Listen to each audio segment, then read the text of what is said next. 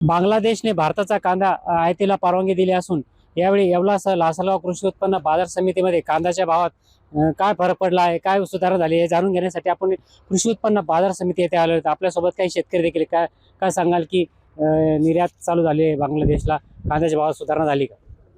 निर्यात चालू झाली बांगलादेशला, तर मागच्या आठवड्यापेक्षा या म्हणजे आज सुरुवात आहे सोमवार आहे, याच्यामध्ये थोडाफार बदल दिसतोय। 100-150 रुपयांनी तेजी वाढली, पण ही तेजी काही नाही आहे, कारण की शेतकऱ्यांचा जर पूर्ण कांद्याचा खर्च जर काढला तर त्या खर्चाच्या मुकाबल्यामध्ये ही तेजी काहीच नाही आहे। कारण की शेतकऱ्याला कांदा लागवडीपासून तर कांदा विक्री आणण्यापर्यंत कमीत कमी क्विंटल तर 1000 ते 1100 रुपये खर्च होऊन जातो, आणि आज कांदे त्याच भावात विकतायत। त्याच्यामुळे निर्यात खुली होऊन सुद्धा काही म्हणजे शेतकरी तोट्यातच आहे। नक्कीच निर्यात खुली होऊन देखील शेतकरी तोट्यात असल्याची प्रतिक्रिया शेतकरी देते। आपल्यासोबत कांदा व्यापारी देखील काय सांगाल की कांदा निर्यात होतोय कशा प्रमाणात? 8 महिन्यापासून कांदा निर्यात बांगलादेशला जायला बंद होती, ती काल सरकारने म्हणजे बांगलादेश सरकारने ओपन केली आहे। तरी फक्त 50 गाड्या रोज जाणार आहे।